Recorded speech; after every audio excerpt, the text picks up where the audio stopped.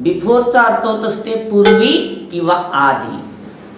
गण्या before हा preposition म्हणून वापरला जात असते आणि जेव्हा बिफोर प्रेपोजिशन म्हणून वापरतो तेव्हा तो एका नाउनच्या आधी येते.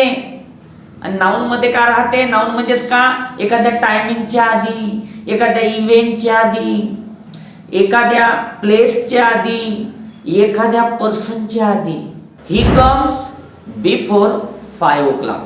तो 5च्या आधी येतो. मग बिफोर 5 o'clock एक टायमिंगच्या आधी आलं. I like to go for a walk before breakfast. नाश्त्याच्या आधी मला फिरायला जायला आवडतं. नाश्त्याच्या आधी, बिफोर ब्रेकफास्ट. इथं ब्रेकफास्ट हे एक इव्हेंट आहे आणि त्या इव्हेंटच्या आधी बिफोर आलाय. जाम इज बिफोर नागपूर. जाम हे जे ठिकाण आहे नागपूरच्या आधी आहे. मग इथे बिफोर नागपूर, नागपूर एक प्लेस आहे, नागपूरच्या आधी आलेला आहे.